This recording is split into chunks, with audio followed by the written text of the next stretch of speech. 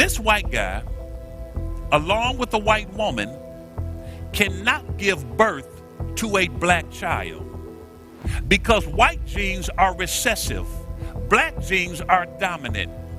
So the further away you move from the original, the lighter the skin becomes. The lighter the skin becomes. The lighter the skin becomes. God bless you. Thank you, Pastor Jeffrey Johnson, for extending to me this invitation to come and to share with the wonderful people of the Eastern Star Church, your guests and your friends. And we're just honored to be here.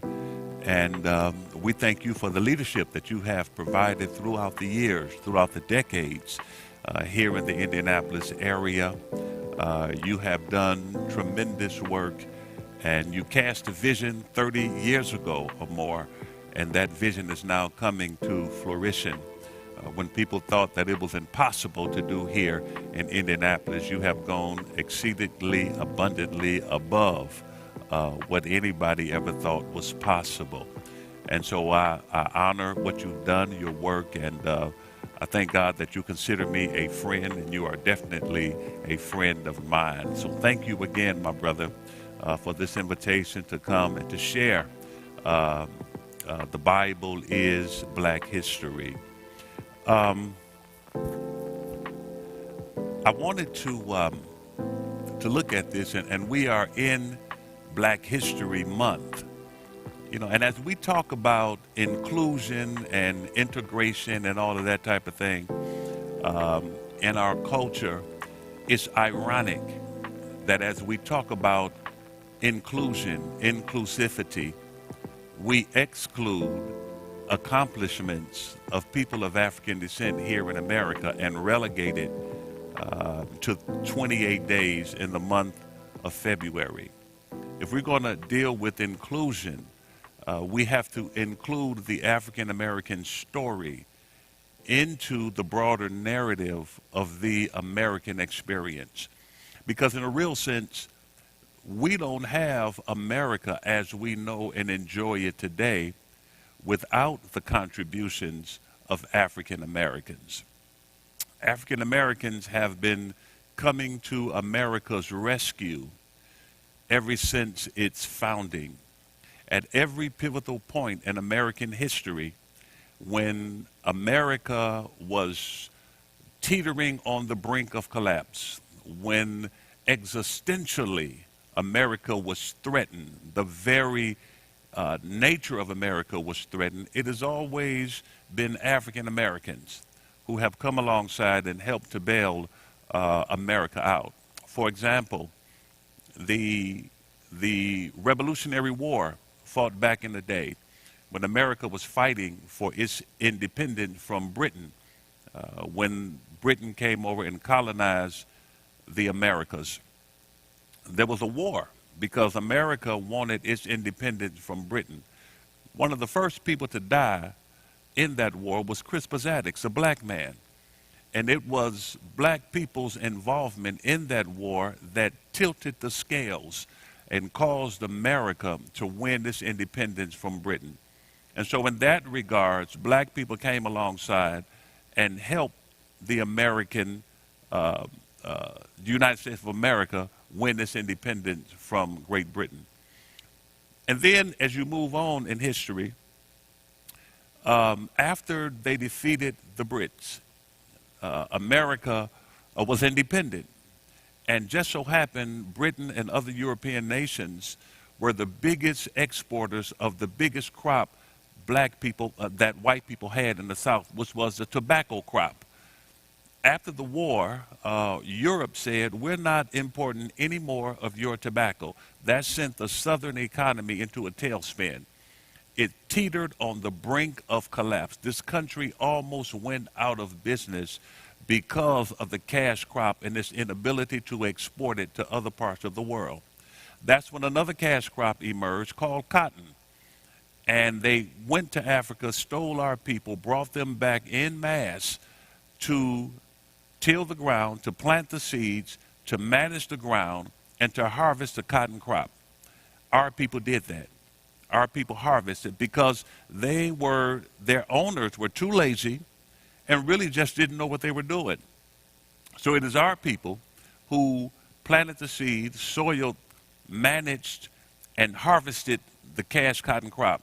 By the mid 1800s, the United States of America was supplying 2/3 of the world with cotton, 2/3 of the world with cotton. And that lifted the South and the United States to a higher level to become a global superpower economically. We did that on the backs of black people working for free.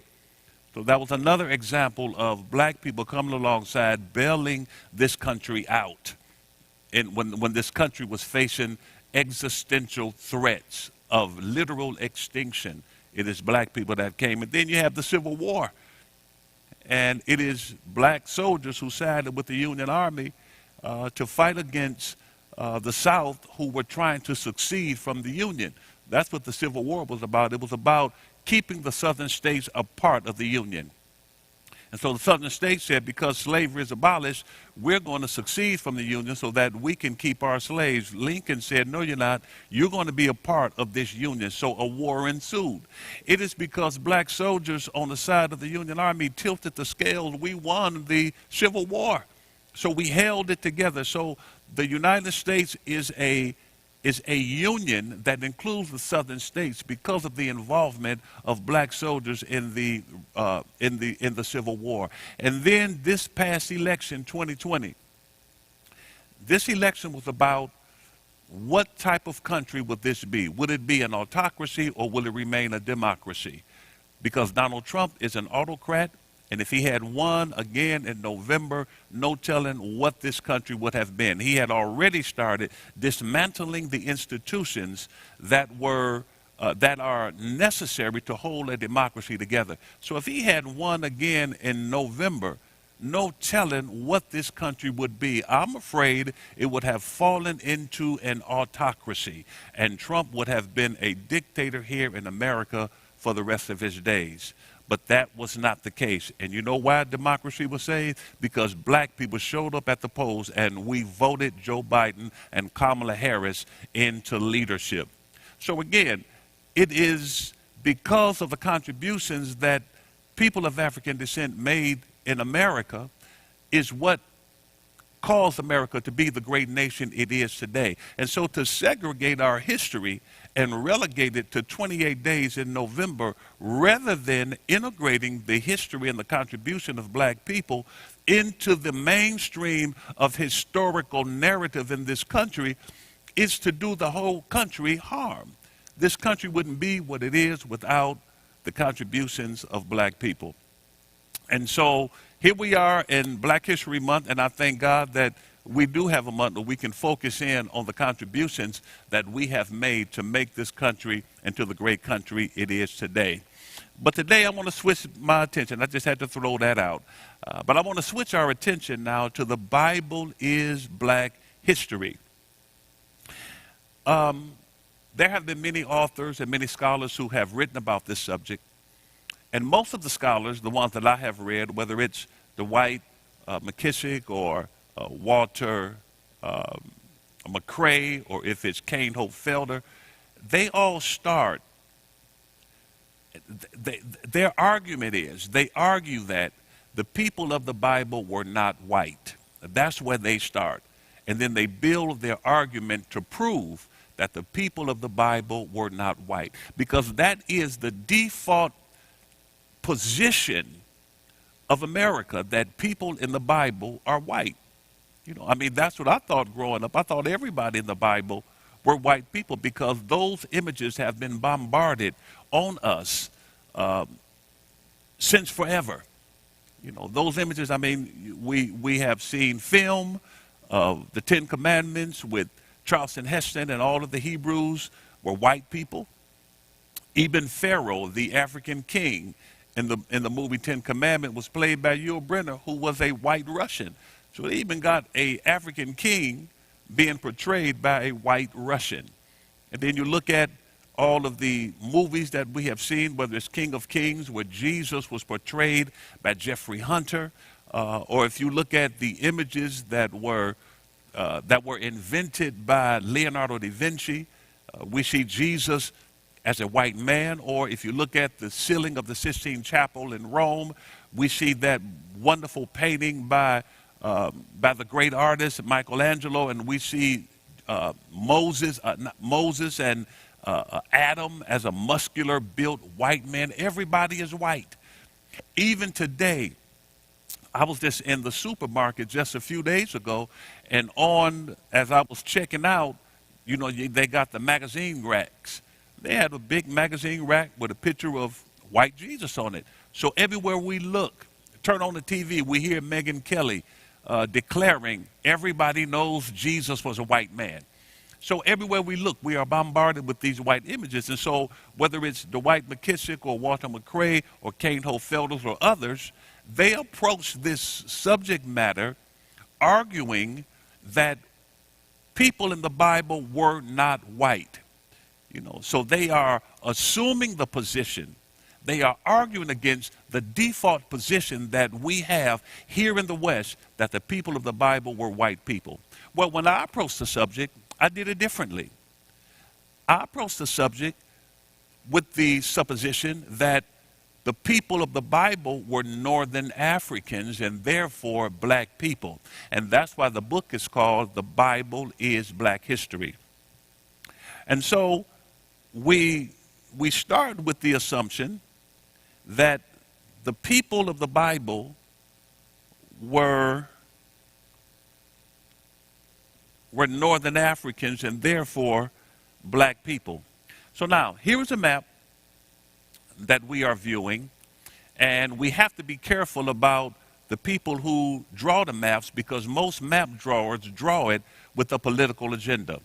So this is the best we can do, and we have to try to find the truth in what they have suggested. So my argument is that Israel, the biblical Israel, is located on the far northeast corner of the continent of Africa. So if you're looking at this map, if you check out the map, we see Israel here. And Israel is depicted on this map as being far northeast of Egypt. Northeast of Egypt. So the suggestion is that Israel has little or nothing to do with Egypt and the continent of Africa. So they have Israel way up here. We see that, and I hope you can see it on the screen because I'm pointing at it with an electronic pointer. So we see Israel way up here, and it's given the suggestion that Israel has little or nothing to do with Egypt, therefore has nothing to do with the continent of Africa. So now, as we look at Israel here, we see the name Israel, but then going back south, we see a lot of space, landmass, and that's not labeled. When you look at most maps and you see this landmass, you see Israel up here, but you see this landmass here, and it is never labeled. What is this landmass that share a natural border with Egypt? Biblical Israel, this part right here that I'm pointing at, would be Palestine. This map labels Israel, but it doesn't label Palestine.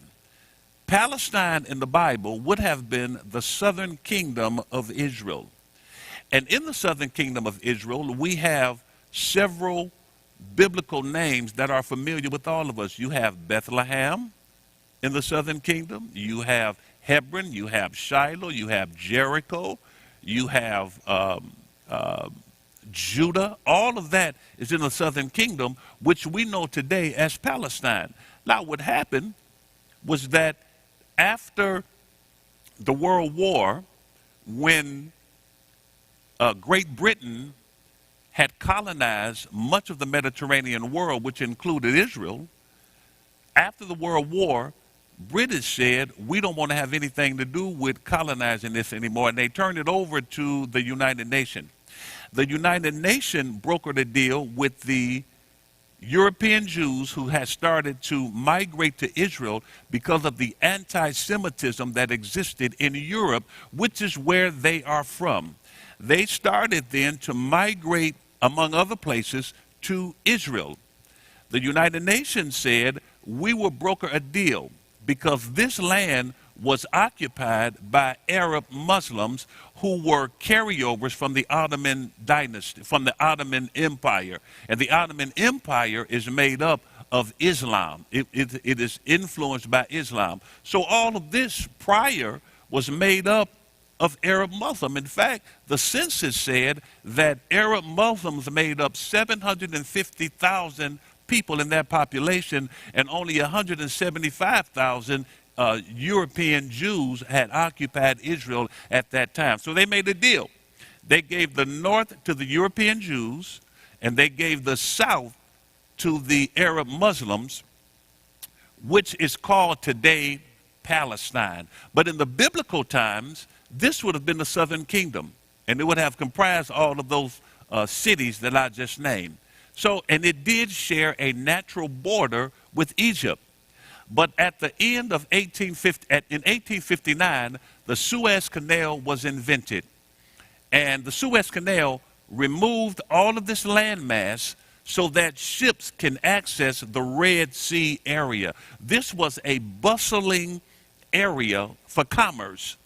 But when the ships came in from the north, when they came in from Europe, and they wanted to access this area, they were unable to access it because of this landmass. Therefore, the ships had to come in through the Mediterranean, go all the way around the Atlantic, all the way down to the Indian Ocean, and then all the way back up, and then come up this canal, which is the Red Sea, to access it.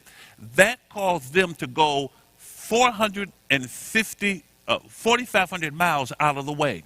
So if I'm carrying cargo, and I have to go 4,500 miles out of the way to access the Red Sea Canal, which was a bustling seaport, what is that going to do to the cargo that I'm carrying? It's going to increase the price because I have to pay for extra fuel, I have to pay for extra manpower, I have to pay for extra money for maintenance and repair to my ships. So that's going to increase the cost.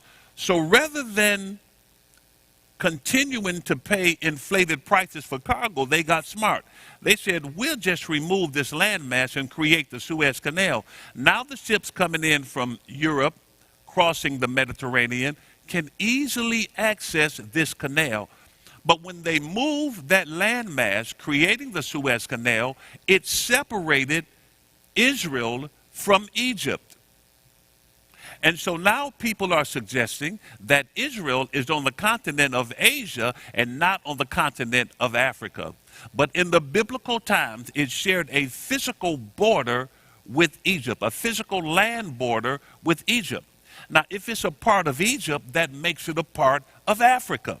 So if you call people who live in Egypt Egyptians, if you call Egyptians Africans because they are residents of Egypt, if you call Libyans Africa because Libya is on the continent of Africa, if you call Tunisians Africans because Tunisia is on the continent of Africa, if you call Algerians Africans because Algeria is on the continent of Africa, what would you call Israelites?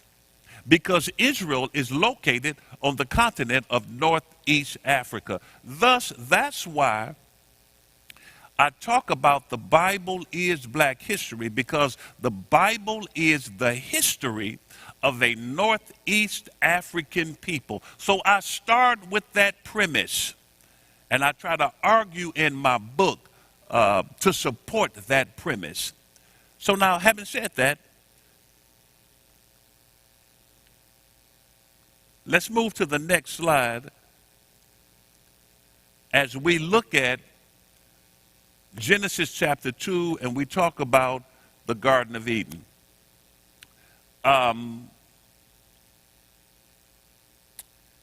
There is a passage in the book of Genesis chapter 2 that gives a description of the location of the land of Eden. It provides for us the boundaries of the land of Eden. And I want to read that to you right now. A river watering the garden flowed from Eden. From there, it was separated into 4 headwaters. The name of the first is the Pishon. It winds through the entire land of Havilah, where there is gold. The gold of that land is good. Aromatic resin, onyx are also there. The name of the second river is the Gihon. It winds throughout the entire land of Cush. The name of the third river is the Tigris. It runs along the east side of Asher, and the fourth river is the Euphrates. Now the text says that there is a river watering the garden. Understand that the garden does not take up the entire land of Eden.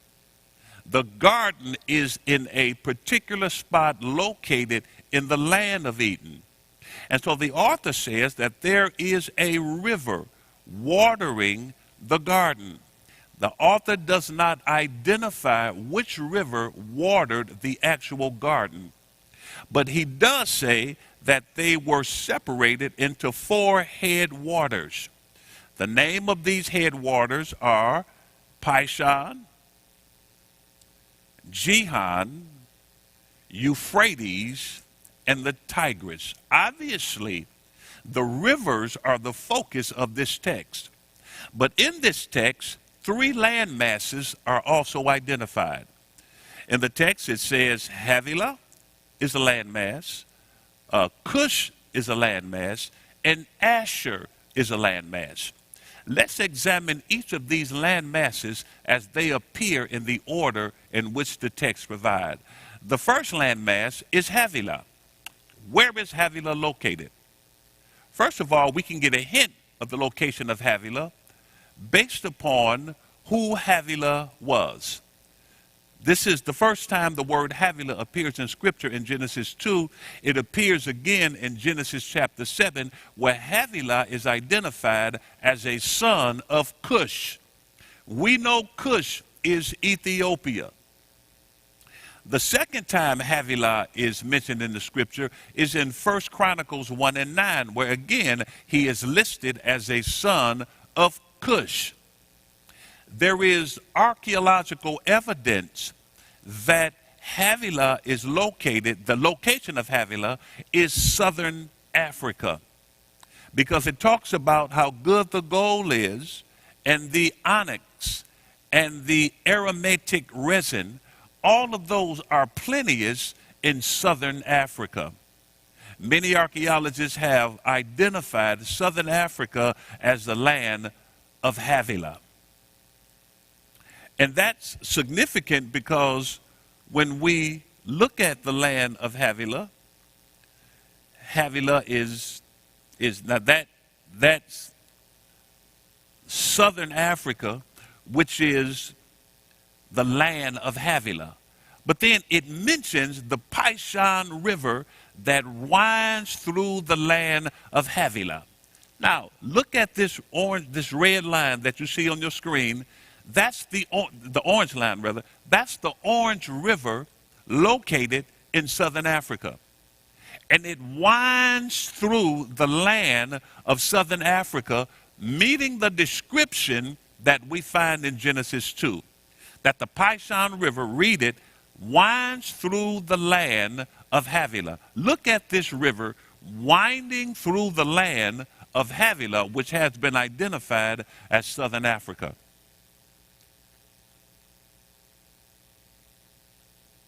The next river that we find in the passage, or the next landmass that we see in the passage, is Cush. Now, we know Cush is Ethiopia, and we see Ethiopia located at the bottom of your map. During the writing of Genesis, Ethiopia borders were not as broad as we see on this map. The borders were much smaller. So we see this blue line coming down. That's a river. That's the Nile River.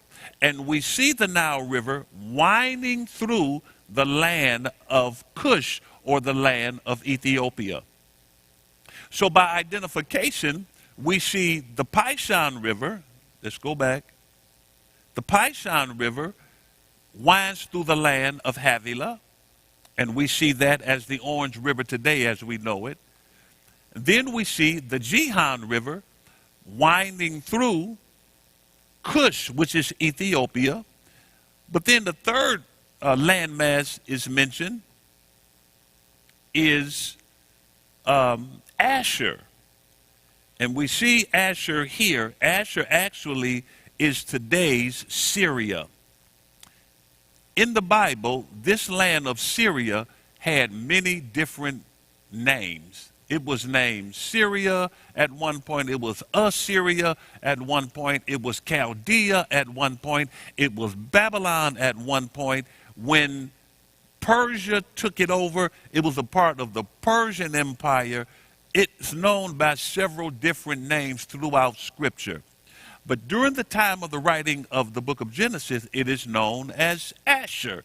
That's the third landmass that's mentioned. Now, when we look at the waters, the rivers it talks about the Tigris River, and we see that east of Asher as described in the Bible. We see the Tigris River, and then the fourth river that's mentioned is the Euphrates, and we see that a little bit south.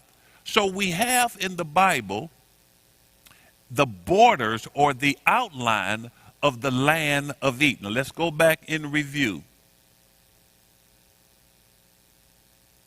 All right, we see Havilah, and we see the Pishon River running through Havilah. Next, we see the Gihon River running through the land of Cush, which is Ethiopia. And finally, we see Asher, which is today's Syria, and we see the Tigris River here and the Euphrates River. So we get a border, a boundary of the land of Eden. Now, I understand that the Bible is not a book about science. I get that. I understand that. The Bible is a book of faith. The Bible is a book of religion. The Bible is a book of theology. The Bible is the faith history of a northern African people who we know as Israelites or Hebrews. We get that. But every now and then, faith and science intersect. And when we see that, for me, it's just amazing. It's mind-blowing. Let's look at how faith and science intersect in this example.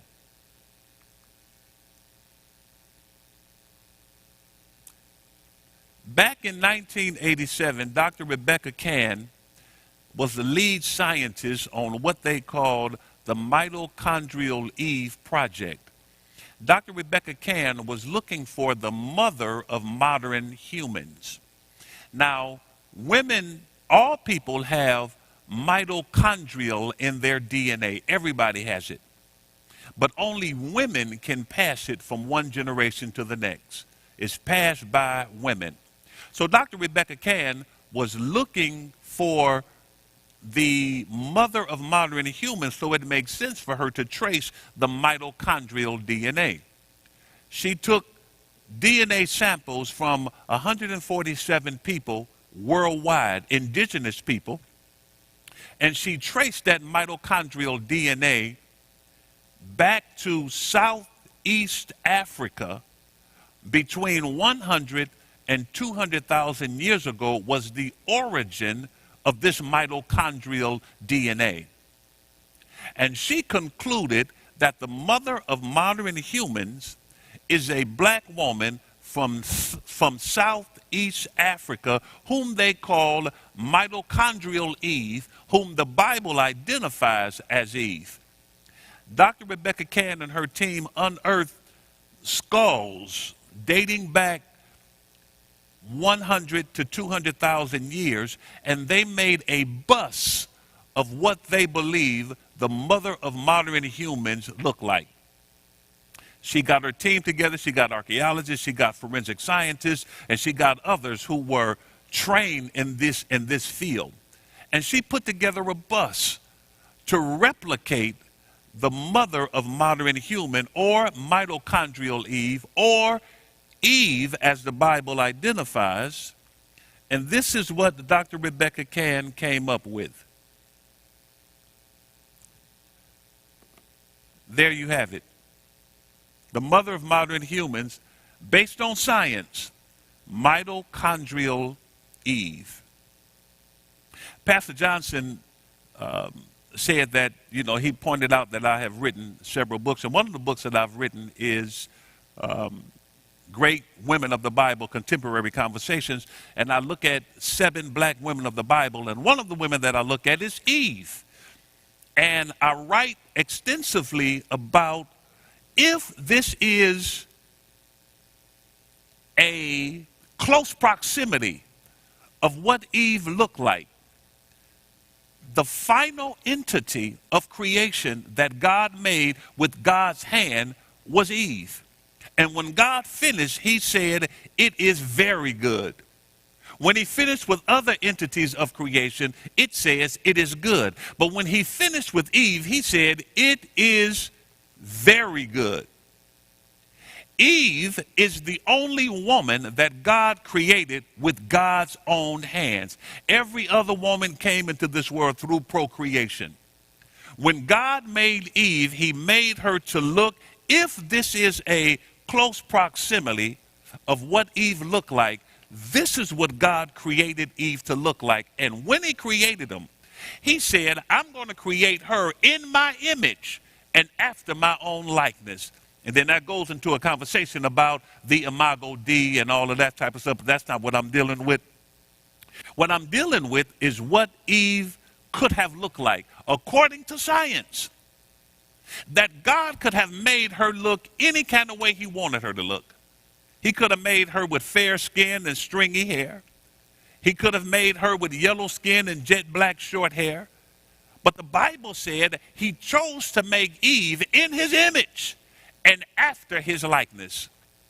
And so I raised the question in my book, Great Women of the Bible, when I talk about Eve. Hers is, you are so beautiful to me. So if God said this is very good, should this be the standard of beauty?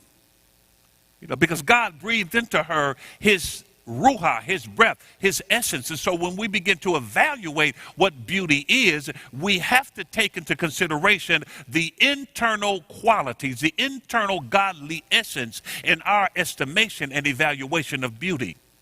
But that's not what we do today, because beauty has now become a social construct which varies from community to community.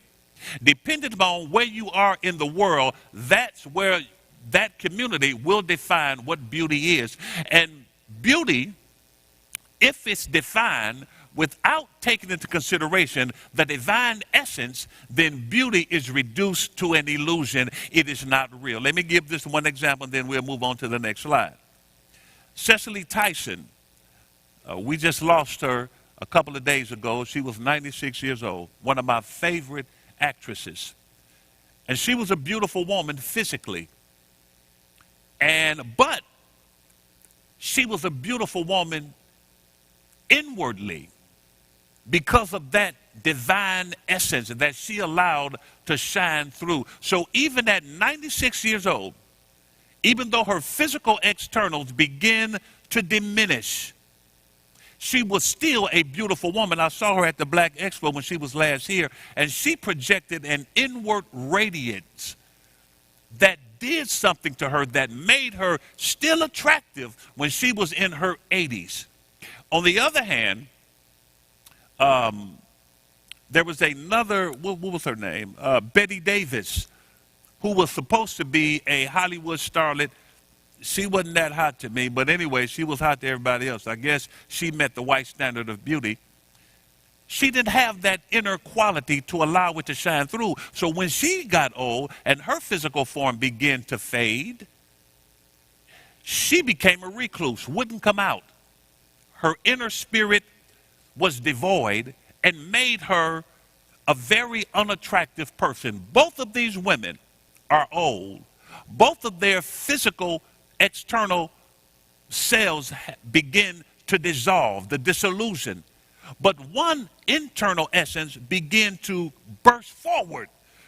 The other ones was held backwards. So beauty in a real sense cannot be calculated honestly without taking into consideration the internal divine essence. And so that's Eve. And God says she's beautiful. But the brothers were not to be outdone, because in 2005, Dr. Spencer Wells completed what he called the Geographic project. Dr. Wells was looking for the father of modern humans. And when he was looking for the father of modern human, he traced the Y chromosome, because women have two X chromosomes and men have an X and a Y chromosome. So if Dr. Wells was going to find the father of modern humans, it makes sense for him to trace the Y chromosome. Well, he traced it all the way back to East Africa between 1 and 200,000 years ago, and he concluded that the father of modern humans, or scientific Adam, or biblical Adam, was a black man from Africa. And Dr. Wells, like his counterpart Rebecca Cann, unearthed skulls, identified them between 100 and 200,000 years, and made a bust of what they believe that the father of modern humans looked like, whom the Bible rather, identifies as Adam. And here is what it looked like. So you have Adam and you have Eve. Both of them are black people from Africa. And here is the thrilling part. The DNA traced them back, locating them in a place within the boundaries of the biblical description of the land of Eden. Man, that just blew me all away.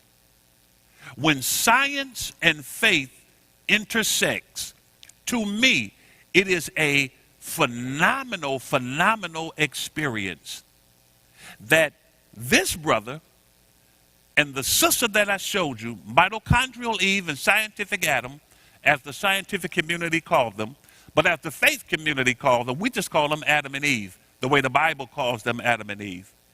They were traced to be located within the boundaries of the land of Eden as described in the Bible.